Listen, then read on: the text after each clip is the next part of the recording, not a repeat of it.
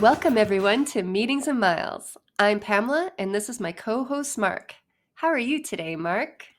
I am wonderful, Pamela. It is a terribly cold day here in Winnipeg, but my heart is warm that we've got our first recorded interview for this podcast today. And I'm incredibly excited to share our guest with our audience. I'm so excited too. She was amazing. Our guest today is Lisa Kachulak-Babey, someone whom I've known for ooh, 12, 14 years or so. She and I have traveled together on quite a number of occasions. I am a little jealous in that she has been to more countries than I have, but she's got some great experience and some wonderful stories to tell. Amazing stories. And I do like that off air she revealed that Mark was her personal Instagram coordinator, I guess, on trips. That is a true story. I walked around carrying her phone quite a bit. I love it. I love it. I can't unknow this. Now I feel you could be my personal Instagram photographer. Easy now, Pamela, easy.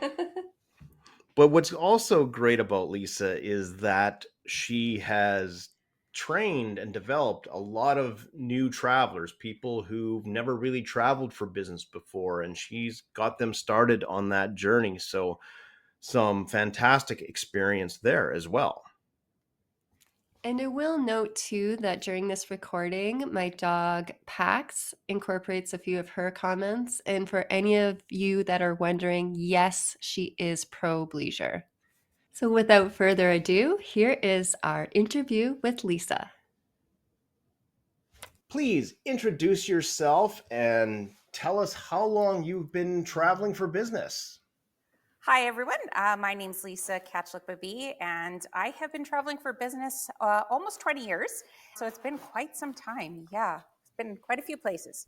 No kidding. And in that time, how many countries have you been to? In total, some of it is personal, but for the most part, a lot of business travel has racked up my country count, but I'm well over 55 countries now. Oh, you got Ooh, me beat. For sure. I'm only about incredible. 46. You Yeah. both have me beat. You both have me beat. It's been a Amazing. while, so, it's taken me all over the place for sure. I guess so. And in all those places, do you have a favorite airport in the world? Oh gosh, you know what? I find them all kind of annoying in a different way. I strangely love the Winnipeg airport only because it's sort of the launching point of a lot of great adventures, and that is where you got that anticipation. And sometimes, whether it's personal or for travel for business, is kind of like that anticipation is a good chunk of the fun. And No. then you're welcomed home afterwards after a Yes, long exactly. trip. The hug rug and all. Yeah, just waiting for someone to give me a hug on the way down. But I do have to say, I mean, Qatar airport is quite phenomenal. Emirates airport in UAE, Dubai is quite spectacular. But quite honestly, I do tend to like a smaller airport experience, like Austria or Zurich. Actually, is one of my favorites. Just great lounges and. Yeah, so there's a lot, but at the end of the day, if I had to pick one, home is always where my heart is. Well, I don't blame you. I agree. I like a small, medium-sized airport as well. And a lot of people would say Dubai or Mumbai or one of these great Mega. palatial airports, mega airports. But my favorite is Minneapolis. Yeah, It's it is. so It's a easy to good get one. around, lots of great amenities. It's all everything you could ask for. I'm a Star Alliance lady, so I don't get down there very often. But yes, I Fair. will agree. I will agree with you. It is a good one. Okay. What industry are you in, or Oh, what's taking you all over the world? yeah, I work in education. So I've been working Mm. in higher education for the last almost 13 years at the University of Manitoba. And I'm responsible for undergraduate student recruitment there, so both domestic and international. Prior to that, I was working at an independent day and boarding school here in Winnipeg called St. John's Ravenscourt. So we were recruiting both, of course, domestic, but also boarding students from around the world as well. So that's why the travel has taken me many places between the secondary and post-secondary, which have different markets. I've been many places recruiting students. I love that. I know there's so many different backgrounds that can take us all over the world. It's really great to hear that. Yeah, I would never have known this was a job. It was kind of one of those things you stumble into and got lucky. So yeah. Love it. Okay. And so, Lisa, we know you've got lots of stories about your travel and adventures, and we always say you should expect the unexpected when traveling, but sometimes you can't even expect that. I believe you've got a story along those lines you can share with us. Well, there's probably a few of them, but I am a pretty prepared person, and I do like to kind of get my ducks in a row, and especially when I'm going somewhere I haven't been before. But there was an incident where it was about my fourth or fifth time in China, and China is obviously a beautiful, amazing place to travel, and I certainly love going there. I was going to a new city with a couple of colleagues, and we were based in Shanghai and needed to get to Hangzhou for a presentation with a business partner. And we were told once we get off of the train from Shanghai to Hangzhou, there just grab a taxi. Well, that was easier said than done. There were no taxis to be had. So we somehow, thank goodness I wasn't on my own, because I would have been panicking a little bit more than we were. We were feeling like we were going to be late to this meeting. So we eventually crossed the street, got away from the train station, hoping that we'd be able to catch a taxi a little easier in a hotel nearby. Well, we did catch a taxi, but it was a black taxi, and I basically felt like I was in the back of a hearse. Really interesting. No windows, though. A little black, round, sort of tiny hearse, and threw us in the back, and ended up Were you paying. with any Mandarin speakers at the time? No, Oh, this was the problem. Yeah, this was definitely the problem. And at that time, I would say the English in that particular city wasn't super prevalent. So asking for help was a really challenge. That's why we did go to the hotel hoping that there would be an English speaker. And unfortunately, there wasn't. Figured it out, got in this little car and got ourselves to this presentation, which was another story for another day. We'll talk about the travel aspect. Upon leaving the meeting, we said to our business partner, could you please call us a taxi? We need to get back and catch our train back to Shanghai. And he's like, oh no, you won't get a taxi. And I've never been told that before. It was, oh, okay, well, can we get some other form of transportation? Don't worry, he said. I'm going to put you on a bus. So we go outside and he puts us on a city bus, and there's the three of us on this bus, and the traffic is next level, just absolutely next level. And of course, we have to get to Shanghai, back to Shanghai, because we do have additional meetings back over there, and we're on a bit of a time crunch. We get on this bus. We're on the bus for what felt like an absolute eternity. And it actually was quite a long time, and we're starting to panic. We're looking at our clock. We're trying to figure this out. And I thought to myself, we don't even know how far we are away from no one on the bus. We were trying to find somebody who spoke English. No one spoke English.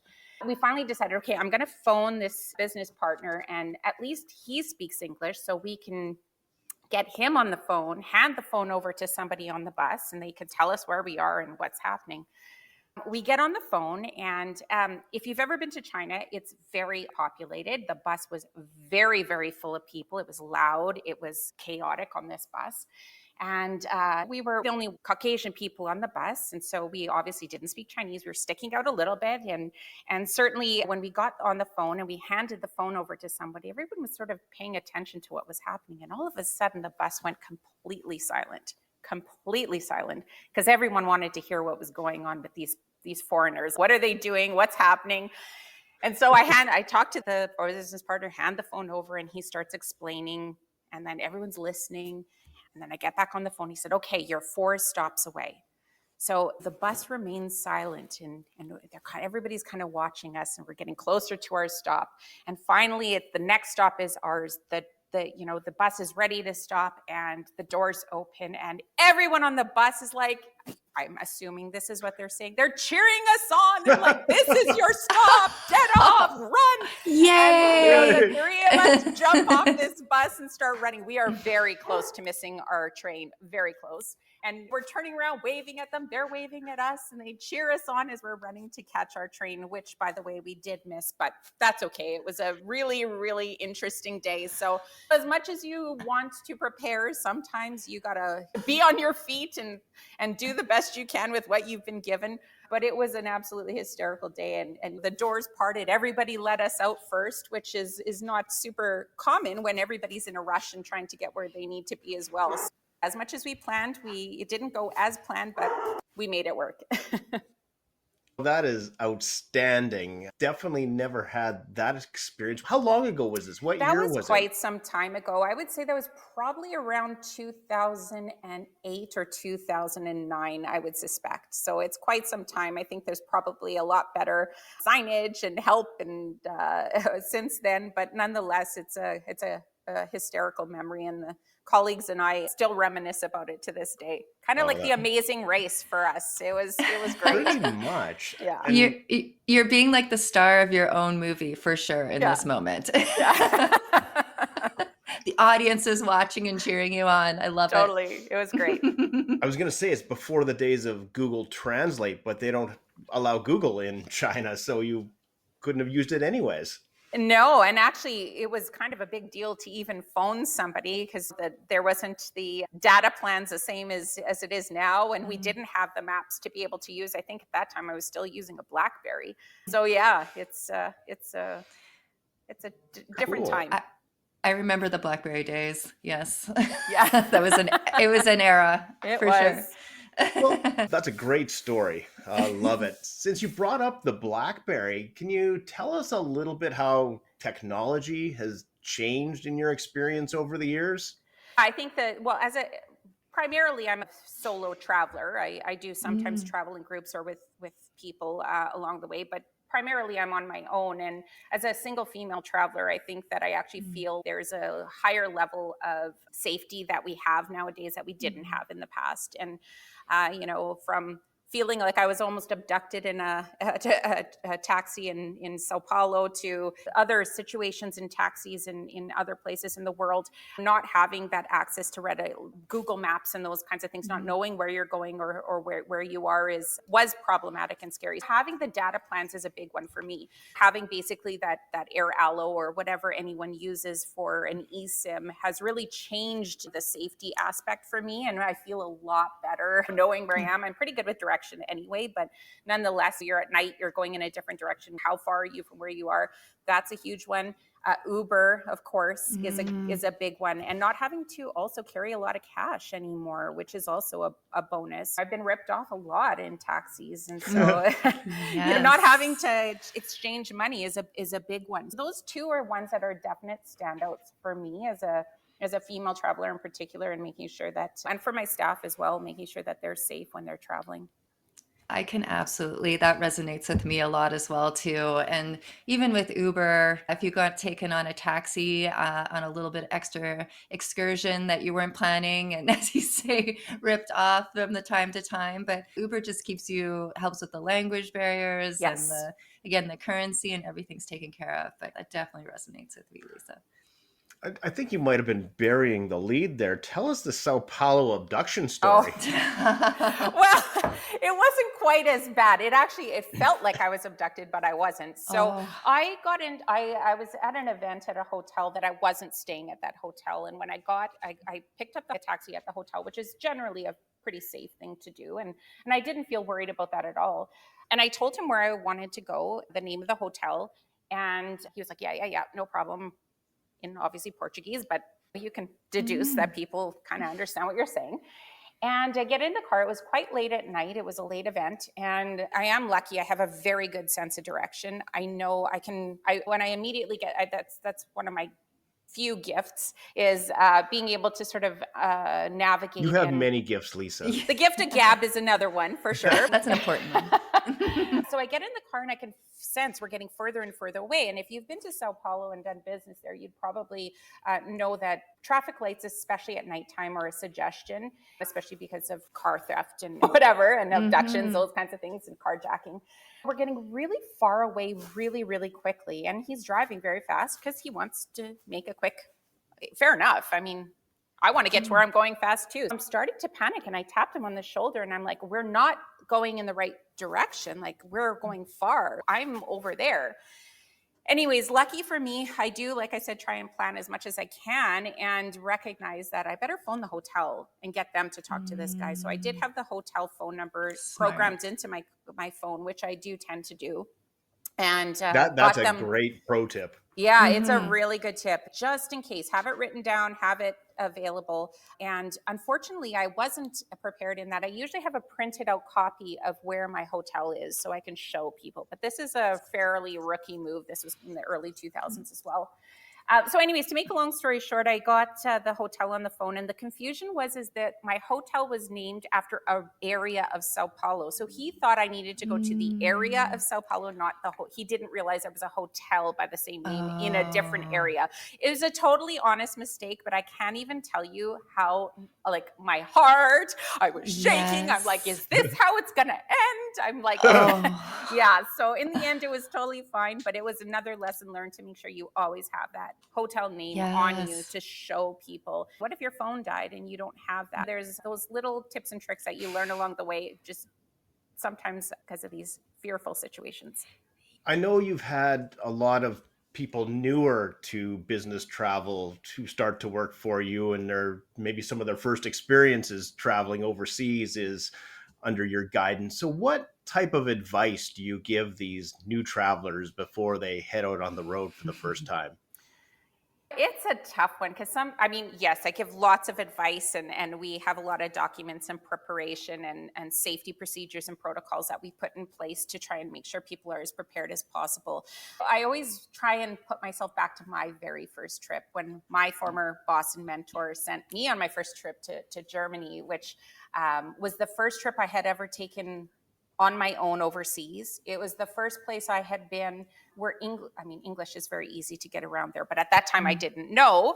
And the first place I was going where English wasn't the majority language, and I was just really nervous. And I think that's good. And I try to continue to be a little bit nervous all the time because you got to stay alert when you're overseas, anywhere, even in our own city. You got to stay alert. You can't just sort of coast.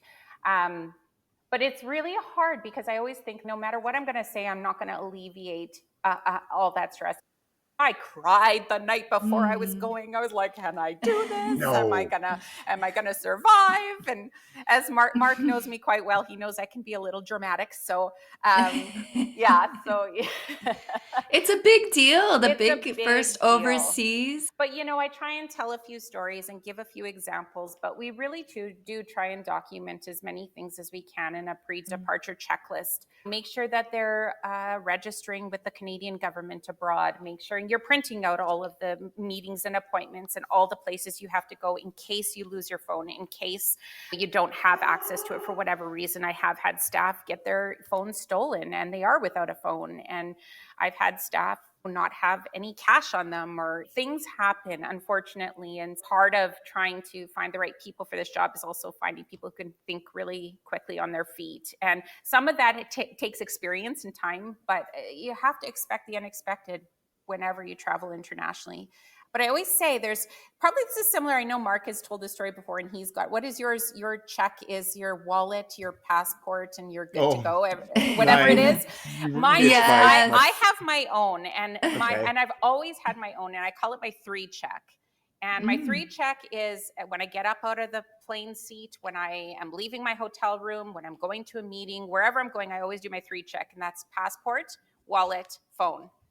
Everything can be rectified if you have those 3 things. Obviously, passport, phone, wallet. Perfect. I love that. Mine is similar. Yeah, yours is very similar. Passport, plane ticket, and Visa card. Yeah. Yes. And business materials. Even that. I've arrived to have no business materials. And you know what? Yeah.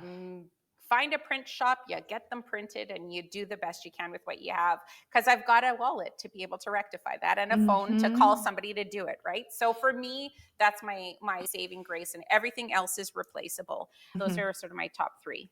And you always want to keep your and your passport nearby too. That's definitely key. Love that. I love that. Any great lessons you've learned along the way that you want to share with our audience? Any other hacks or pro tips?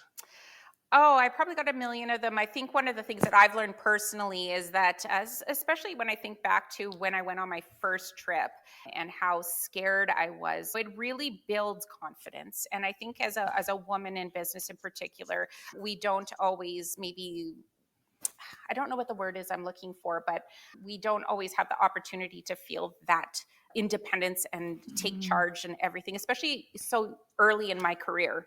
It really gave me a lot of confidence that you can troubleshoot, you can figure things out, you can do things on your own. And I think that's probably the most valuable lesson I've learned for myself. In terms of other people, I mean, I think the other piece is that, and I know Mark, you and I have talked about this before, and I know you've talked about it on here, is that meeting the people I've had the chance to meet with have been really life changing. As much as I love the travel, that is a beautiful part of it, and I feel very fortunate to go to many places around the world. But I've met the most incredible people. I've made friends. I mean, I was just in a conference in Switzerland, and a dear friend of mine had moved there, and I have someone to go to dinner with. You go to these different places around the world and you run into somebody who's in your industry. Even a business partners have become friends and dear colleagues. I'm just getting prepared to go on a business trip and can hardly wait to go see one of my colleagues in Zimbabwe. We call ourselves a dream team. Like, we're like besties. It's amazing. I think part of that is too because we're in such a great industry and people are very passionate about helping young people fulfill their dreams.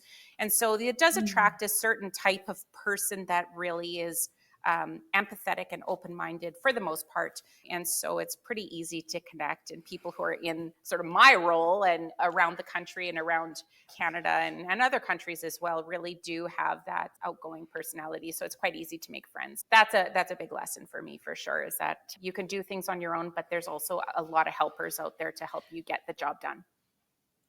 Incredible. I know we've taken up a lot of your time here today and really appreciate it. Thank you so much for being a guest with us here on the show. That's great. Well, I'm so happy to chat. It was great to talk to you guys, and we'll connect another time, I'm sure. Yeah, All thank right. you so much, Lisa. A pleasure. Lisa is so much fun to talk to. She's just full of energy and excitement. What were some of your takeaways, Pamela?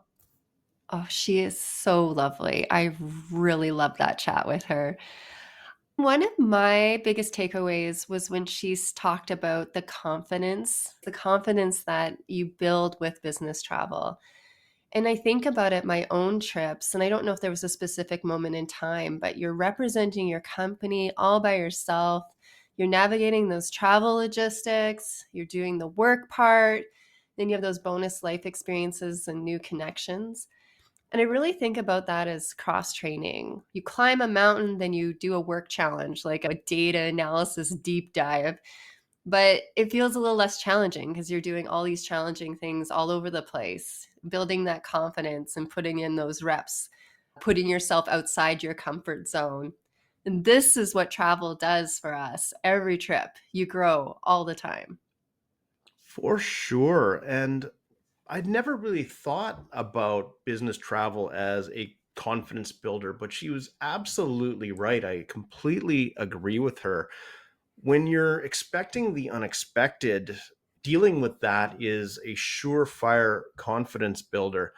I remember one time I was in Tanzania and had working with my local partner there. He had arranged several different presentations for me throughout the day, but had not given me any details up front. So I had no idea what to expect. And sure enough, everyone was completely different. My first one of the day, I was presenting to students, standing outside in the rain, talking to a student assembly with only a brochure in my hand.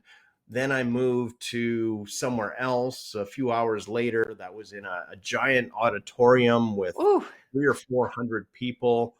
After that, I was in a smaller, more intimate setting, like a classroom setting with just a handful of students, and finished off my day at a big session with a whole bunch of parents dealing with their issues, answering their questions. And it totally was a confidence builder, being able to just shift on the fly, being able to talk about all these different things in these different settings and making it work. that's a massive variety of different experiences in one trip without any prep. That's incredible. And really, another takeaway that I had from Lisa's interview was speaking to the solo woman traveler. Oh, Yes, I think she really brought it up in a really great way. I recall traveling to a particular destination and everyone pre-warning me about how dangerous it was. And I think I told my sister about it. And then she said, like, welcome to being a woman traveling anywhere in the world. And she's not wrong. And it's not something we all think about all the time. And yeah, it just really made me think of one other story. One of my favorite colleagues now, but at the time we didn't know each other very well. But this is like, okay, I got to sneak in my bleisure, but it wasn't a full bleisure experience. We did a really big work week, worked super hard, had the flight the next day, but we just had that final evening of a little bit of free time. So we're walking around Washington, D.C. together, and my colleague he's over 6 feet. He's in good shape. So a pretty big guy. And at one point we came to the crossroads and he was like, oh, which direction should we go? And it was evening and it was getting dark. So I just said, ooh, we should probably go this direction because it's lighter out. It was brighter. There was more lamps. He didn't say it at the time, but his mind was blown because he did not have that on his radar at all. He wasn't thinking about the well-lit way. He was just thinking, well, this way, that looks like a lovely way to go. And it's just something that's an additional consideration as a woman traveler. Great points, all of them. And I like the advice she had for her new travelers on her team and how they can be well prepared or as prepared as they possibly can be. Although, Pamela, I wouldn't call an evening of free time before you leave bleisure. That's just part of a normal business trip, but we're So not real discussion. you're not gonna argue with me on that one. Gotcha. Yeah, it's not bleisure. That was just regular. I felt like I learned a lot from Lisa. And I also think she reaffirmed and validated a lot of things that I've been thinking about or experiencing with 100%. travel. Yes, she's fantastic. All of that being said, nice transition into a person that also teaches me a lot of new things. Mark, do you have a tip of the day? I do have a tip for us today, and this is about how to use your airline points wisely. As many of you will know, you don't necessarily have to use your airline points for flights and hotels. Many airline point schemes have options where you can buy gift cards and merchandise for your points. So if you want to do some present shopping or get yourself something nice, you can do that. My tip here is if you are going to use your airline points for merchandise, always go with the gift cards. And I say that because the airlines generally value the merchandise at full retail value when they determine how many points it's going to cost. But if you get the gift card, then you can go buy the thing when it's on sale or otherwise discounted. So gift cards will go a lot farther than buying physical merchandise with your airline points. I think that's excellent advice and one that I hadn't been thinking of, but I had a very specific incident where using gift cards, because you're dealing directly with the vendor as well. I think there's some additional opportunities when you do that as well, if you have follow-up warranty or whatever. Pamela, tell the good folks at home where they can find us. You can please visit us on the Meeting and Miles LinkedIn page, or you can check us out on our personal accounts, Pamela Wilton and Mark Peters. And we also now have a Meetings and Miles email. So you can reach us at meetingsandmiles@gmail.com if you want to send us a note directly. Safe travels, everyone. Bye.